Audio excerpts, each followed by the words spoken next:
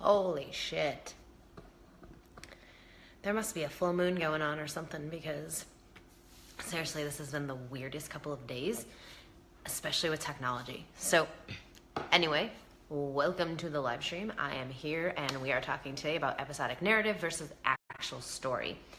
Huge deal here. So if you are not sure whether or not you write episodic narrative, then today is going to be for you. So yeah, how's everybody's week been going? Mine's been a little crazy, so lots of technology issues. My dog's been sick all day. I've had this ridiculous headache for like 3 days now. It's kind of annoying, actually. But anyhow, here we are anyway, doing our thing.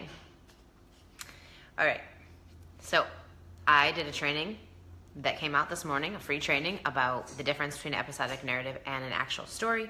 I gave you 2 checklists side by side so you can see these are the things that make a story episodic. These are the things that make it an actual story. I gave a full breakdown of both of the lists, and then there was a PDF to go with it so you can actually follow along, print it out, use the checklist for yourself, etc. So I'm gonna go through the list of things that make a story episodic. And if you want to know what makes a story not episodic, then be sure to check out the free training. But basically all the stuff I'm going to go through, just think of the opposite of those things, because that is really the difference between an episodic story and a story that's not episodic. Big difference.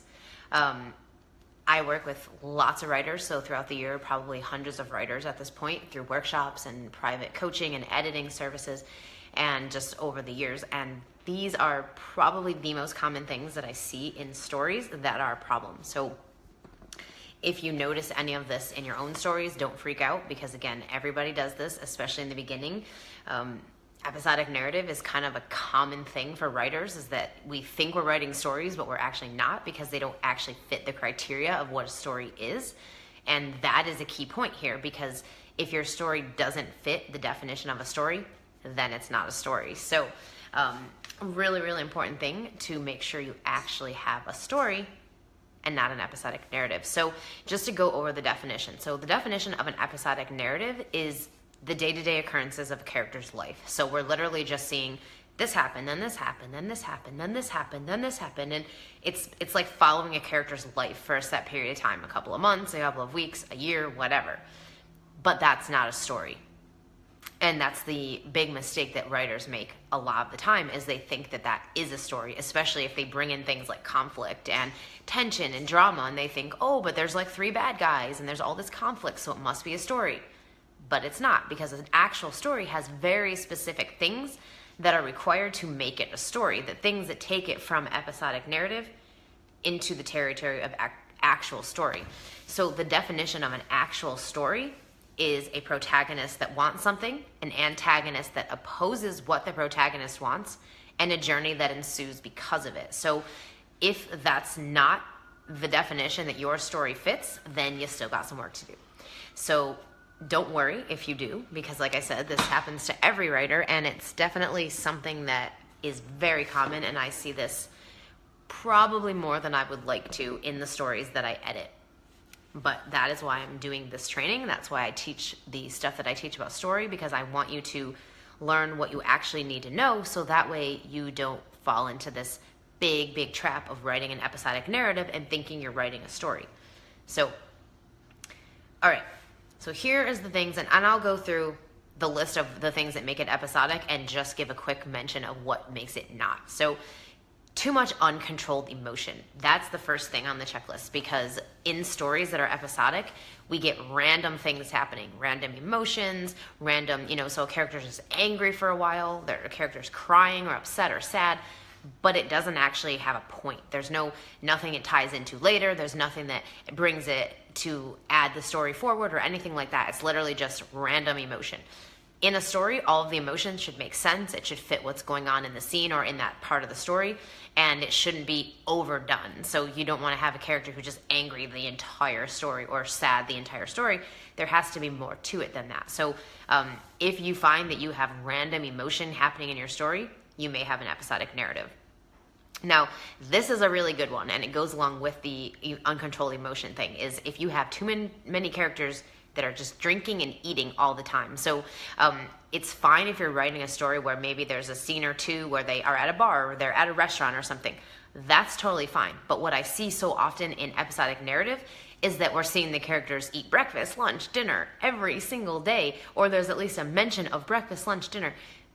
We don't need to see that shit. No one cares about your characters eating breakfast, lunch, and dinner. We assume that they eat breakfast, lunch, and dinner.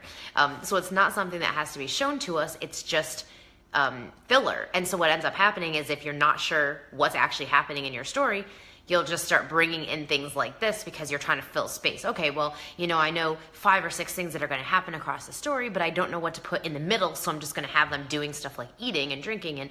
And I can speak from experience on this because the very first novel that I wrote in 2008, that was exactly what was happening.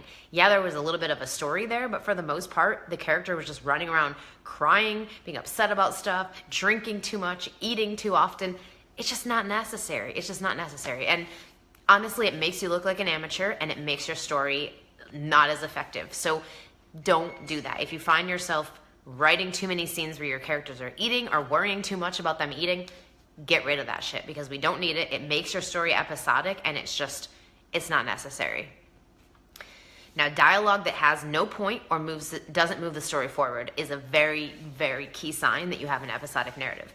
Because again, in a story, everything has to fit together. So think of a story like a puzzle. So you've done puzzles before, I'm sure. And if you haven't, you've at least seen them. And they have interconnecting pieces that all go together to create a bigger picture. Now, the difference between a story and an episodic narrative is that an episodic narrative is missing a whole bunch of pieces. So it's like the puzzle's there, but then there's like 15, 20 pieces that are missing. And there's other pieces that are actually supposed to be there, but they're not in the right places. They don't connect together with other things going on. And so you just get this big old mess that doesn't actually add up to a bigger picture. Whereas with the story, everything adds up, moves the story forward, connects in some way, and that's what makes it a story. So in a story, all of your dialogue is going to be something that adds something to the story, that moves it forward. It's giving us some backstory or introducing us to some new information that needs to be there in order for the characters to move on to the next phase in the story, etc. So if you have too much dialogue where people are just talking about everyday things, so they're talking about the weather and they're talking about what they ate for dinner last night or what they wore to their date the other day, none of that shit matters because it doesn't actually add up to anything. It's just filler. And again, a very good sign that you're writing an episodic narrative. So make sure that all of your dialogue isn't just there for people to have conversations. So I think a lot of times writers think like, oh, there's just supposed to be conversation in this scene. And then they just write anything. But the thing is, it's not just about conversation in general. It's about a specific conversation that's going to add information, that's going to move the story forward. And if you want to learn more about dialogue, be sure to check out the free training that I did on Tuesday. So you can find it on my Facebook page, all about how to write better dialogue. And I gave you a side-by-side example of really badly written dialogue and then dialogue that's written better and how it should be, so that you can sort of get an idea of how to do dialogue better, because that is another major thing I see writers doing wrong in their stories.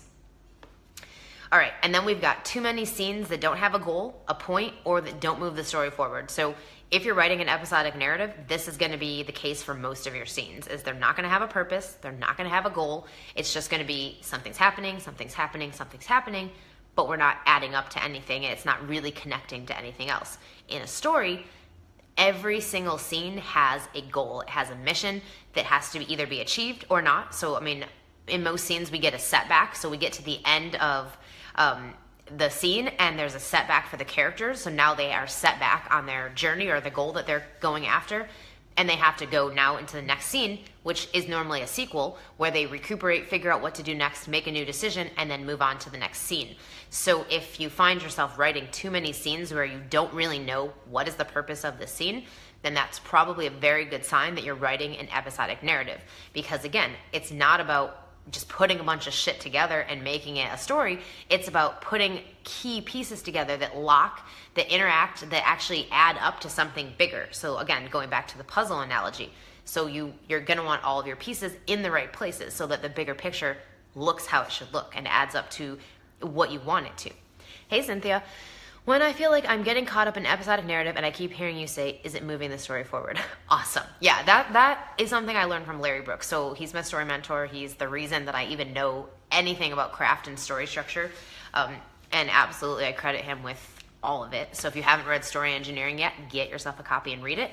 But that's one of the things he talks about in there is mission-driven storytelling. So this is not just about a random scene. It's about, is there a mission for this scene that drives the story to the next point and moving it forward. So if you're not having that happen in your scenes, you're probably writing an episodic narrative.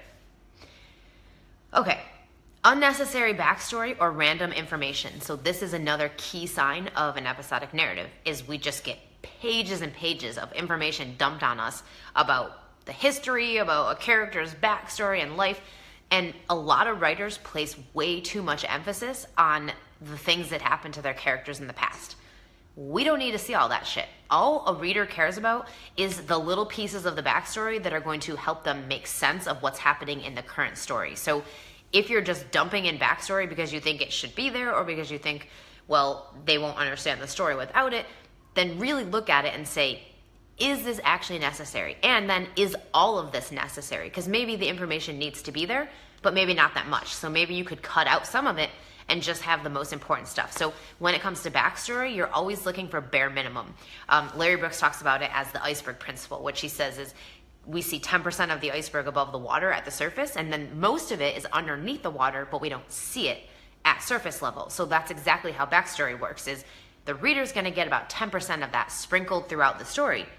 The rest of it, the other 90%, you as the author should know, but you don't have to actually put it in the story. So one thing I do say with, if you have lots of extra backstory or unnecessary scenes that you've written that you actually like, you can always use those and save them for marketing purposes. So when your book is actually coming out, you can say, here's deleted scenes that didn't make it in, or here's some short stories that I wrote that are sort of similar to the story, but maybe are setting it up or are giving us some history of the character. Things that would be interesting to somebody who's actually reading your story. So either to entice them to read it, or after they've read it, to give them bonus content like you would get with a DVD. So think about how you could use your extra pieces in that way if it doesn't actually fit in your story. So that way you're not losing it, because I know writers get very attached to their stories, and I'm not separate from that. It's just that I've learned how to stop being so attached. And so in that case, you can use that stuff for other things. And if you want to learn more about backstory, I did a free training yesterday all about backstory. So I did a deep dive on how to write good backstory for your novel. So definitely check that one out if you want to learn more about backstory. Also on my Facebook page, of course. Okay, so some other things from our checklist about what makes a story episodic. So if you have a lot of drama, conflict, and tension in the story, but it doesn't add up to anything, you have an episodic narrative. So this is the argument that I hear from writers a lot. So if I edit someone's story and I tell them you have an episodic narrative, and then they'll argue with me and say, but there's conflict and there's a bad guy and there's all this drama, and what about all the stuff that happens to him? Okay, but it's not adding up to a bigger picture, because again, a story is about a goal. It's about protagonists that want something and antagonists that opposes what that protagonist wants, and then the journey that ensues because of it. So if you're not having that happen, then it doesn't matter if you've got conflict and tension and drama, because it doesn't add up to anything. It's just episodic. It's literally just, here's the day-to-day life of a character, and today happened to be really conflicted and dramatic for them. But that's it. It's not an actual story. Random choices, actions that don't tie into anything or aren't cohesive in the story, again, episodic, because everything that happens in a story, every word that's spoken, every action that they take, everything must add up to something else. It must be foreshadowing something, hinting at something, setting something up that's coming later, or actually happening in the story that's connected to your core story, your antagonist, all of that stuff. So if there's random choices happening or random things going on, episodic narrative is most likely what you're writing. I also see people who write episodic narrative have a really large timeline. So most of the time a story, we're getting a small section of a character's life journey. So we're getting, here's a slice of their life for the 3-month period where they had this goal, and then there was this bad guy who tried to stop them from achieving the goal, and then we had to watch that play out until the end, where we either saw him achieve the goal or not. And that happened over a 3-month period. That's a story. But episodic narratives, a lot of times, because they are just day-to-day accounts of a character's life, will go on forever. So sometimes it's years and years of a character's life. We don't need to see all that. A story should be a condensed section of a bigger life, not just let's see everything, because it's too much. It's not good storytelling. Good storytelling is compelling, it's engaging, and it's concise. So think about the timeline for your story and whether or not it actually makes sense, fits, and is required to be that much time. So sometimes it is. So maybe you're doing a coming of age story and we have to see several years across the character's life, and you're going to skip over some of the years and move forward to other pieces. Well, that can work if it's done as an actual story. So it has structure, it has a bad guy, goals, stakes, motivation, etc. But if it doesn't have that, and it's just, here's 5 years of this character's life, it's episodic. So keep that in mind because it is a key difference. Okay, now the next few things from the checklist are going to be major. So pay attention here, because if nothing else you take away from this could change everything for you. So there's no structure. In an episodic narrative, we don't have any structure. We literally have this happens, this happens, this happens, but there's no plot points. There's no actual things that make it a story, because a story, if it's nothing else, is structure. Structure being, here's your plot point. It's your first plot point, your second, your midpoint, your 2 pinch points, and it helps to be the pieces, the bigger tent poles that hold up the rest of the story. So if you don't have the structure, then you end up with an episodic narrative, because the structure in itself makes it a story. And it really is probably the most key thing that takes a story from episodic to actual story, is that there's structure. And the structure automatically brings to life things like stakes, motivation, goals, giving us something to empathize with. So mistakes I see in episodic narrative is there's nothing at stake really. Maybe there's small things, but there's nothing personal for the protagonist. There's nothing that we actually care about. There's no motivation. So there'll be a bad guy and he'll be doing bad guy things, but there's no reason for it. So we don't have a motivation behind why he's doing these things. Super important that your bad guy has a motivation. So he can't just be a bad guy just because he woke up one day and decided he hates the world and he wants to be a bad guy. It's literally not enough. You have to have a backstory. You have to have a motivation. Now, we may not get all of that stuff in the story because maybe the way the story is being told, we don't learn that much about the behind the scenes of the bad guy, but you as the author should know it. So if you find yourself with a bad guy who's doing all these things, but there's no motivation, then ask yourself, why is he doing this? Like, why does his goal, because again, we have to have a goal. So a lot of times in an episodic narrative, there's no real goal. The character's just ambling along in their day-to-day life. They might run into some bad guys, some bad stuff happening, but there's nothing that's adding up to anything. So in a story, your character starts out with a goal, whatever it is that he wants. And it doesn't have to be something huge, but he has a goal. And then as we get to the first plot point, the protagonist gets introduced to her antagonist, who now has a goal that opposes his goal. Sometimes it's the same goal. So sometimes the stakes just get raised on a goal that's already in play. Other times, an additional goal gets added into the story based on the opposition, that now the character has to achieve that goal, overcome the bad guy and achieve that goal before they can get their original goal from the beginning of the story. So either way, there are goals in play, and of course the motivation and the opposing goal of the antagonist to try to stop your protagonist from achieving that goal. So if the character wants to live, then the bad guy, his bad guy maybe is a disease, and the disease wants to kill him. That's the opposition. So now we got this journey that unfolds to see if he's going to beat the odds, if he's going to achieve his goal of living, of staying alive.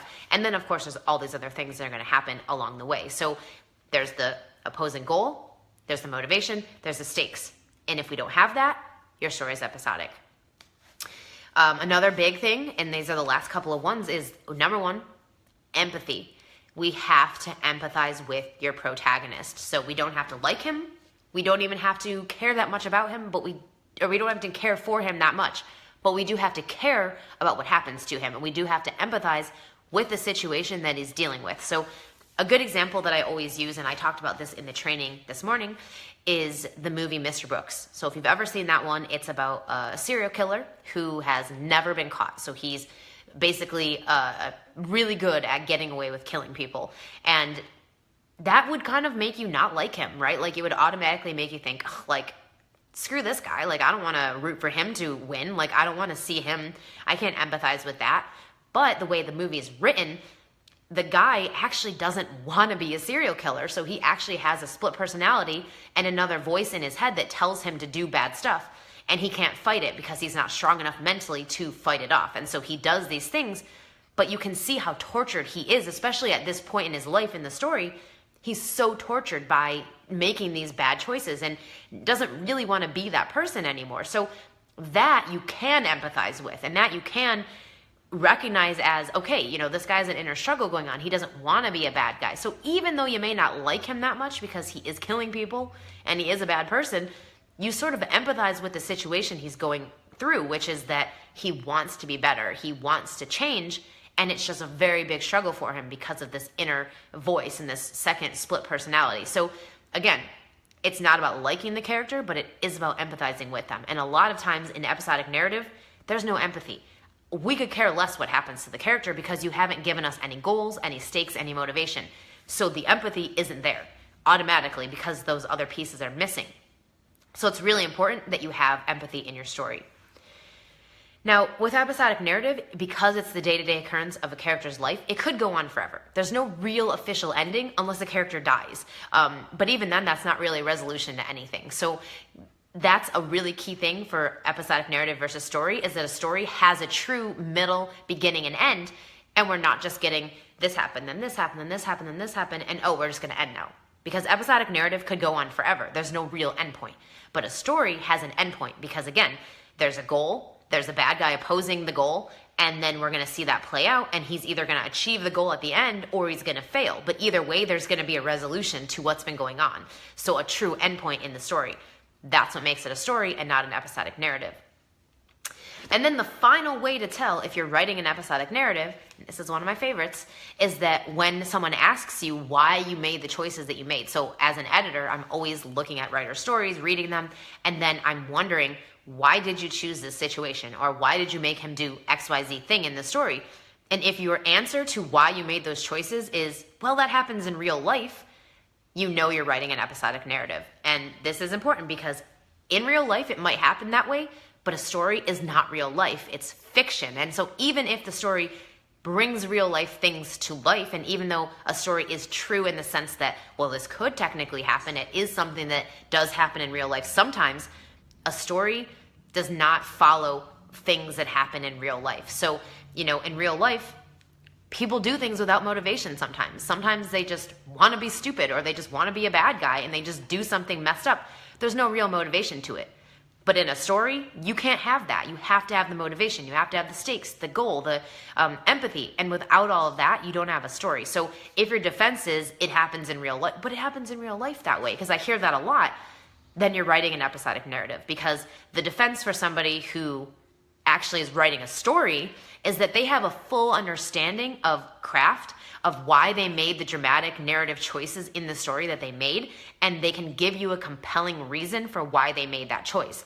Well, I made this choice because it's setting up XYZ thing that's going to happen later. Okay, that's a compelling reason, and that's a better sign that you probably are actually working on a story. But if you're like, well, it happens like that in real life, episodic narrative. So that is my spiel for you today on the difference between episodic narrative and actual story. Now, I didn't go through the actual story list, so you can sort of see the specifics of what makes it a story, but you can get that by listening to the training that I put out this morning. So if you just go back to my Facebook page and check it out, it's right at the top of the page there, and it has the link to the training and the PDF that you can download that has both of the checklists, one that I just went through, and then the other one that actually tells you what a story is. And you can use those going forward to make sure that when you are working on a story, you're actually writing a story and not an episodic narrative. And if you're not sure, you can use the checklist to decide. So kind of go through each one and cross out the points that are in your story and then see which list has more points. So that is my spiel for you today, like I said. And if you want more, be sure to check out the 3 free trainings that I did for this week. One on dialogue, one on backstory, and one on episodic narrative versus story. And if you are ready to write a really badass story that isn't an episodic narrative, but is an actual story, and finally take that idea in your head and get it down on paper, then stay tuned and be sure to check out my upcoming workshop. So we start on January 29th. It's called Write Your Damn Novel. It's the entire planning and development process from idea to first draft. And it's my signature process that I use in my own stories and with all of my clients. And I've taught this to hundreds of writers over the last 7 years. So if you want to have a good process that allows you to take your idea and turn it into an actual story, not an episodic narrative, but an actual story, then get on the wait list because the doors open Monday on the 22nd. Go to bit.ly/writeyourdamnnovel to get on the wait list. And I'll catch you guys next time.